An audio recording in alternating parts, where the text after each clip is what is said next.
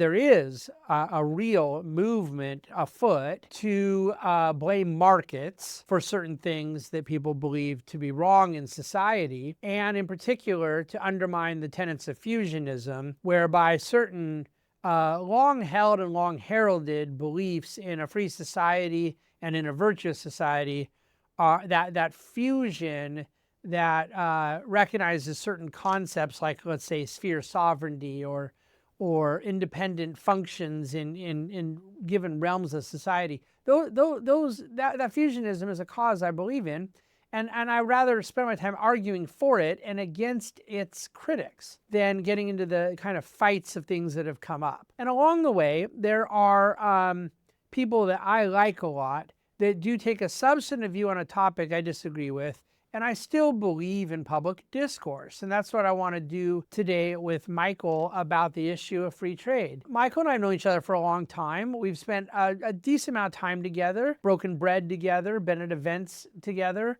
and shared private correspondence together. And I like Michael a great deal and consider Michael a friend. And I can't speak for what Michael thinks about me. I hope that he likes me, and I don't think I've given him any reason not to. But I know he disagrees with me on some of these issues, and I disagree with him. So it is my goal to treat this topic with civility and charity, and yet hopefully drive, for those of you who are just outside readers, outside listeners, not interested in the intramural drama of things, which is where I hope most of you are. The intent here is to staunchly reaffirm the propriety of the free trade position. The copy starts off Michael's article, and I recognize this is probably from an editor, not Michael itself, a poll quote, which is later quoted near the end of his piece. But at the very top, it states, "A global free market doesn't care if America remains the preeminent nation on earth or if it is reduced to one giant soybean farm to feed a Chinese state." Well, that's certainly true, but an American free market most certainly does. And of course, if we're talking about systems that don't care about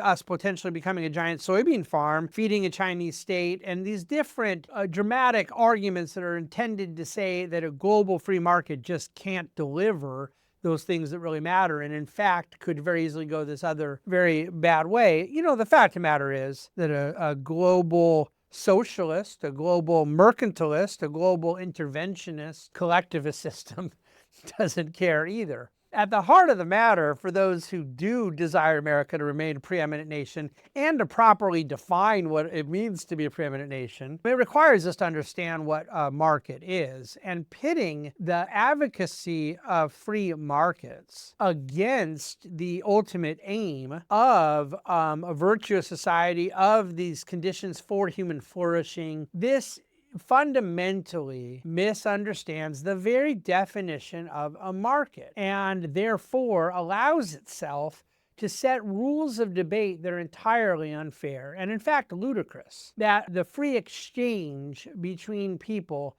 does not in and of itself speak to what is being exchanged, doesn't speak to the motives of exchange, doesn't speak to a number of elements that are important to the well-being of the people involved. Markets are humans acting, and there is an entire ecosystem around it in public policy, in our personal functions, our personal roles, characters, and habits that all come in. But setting the stage by saying a global free market doesn't care is a well poisoning of the most illogical kind. Now, the well poisoning these days, I mentioned these last 10 years and this sort of post-liberal desire to suggest that the conservative endeavor failed, and in a lot of cases, sometimes that the entire American experiment failed,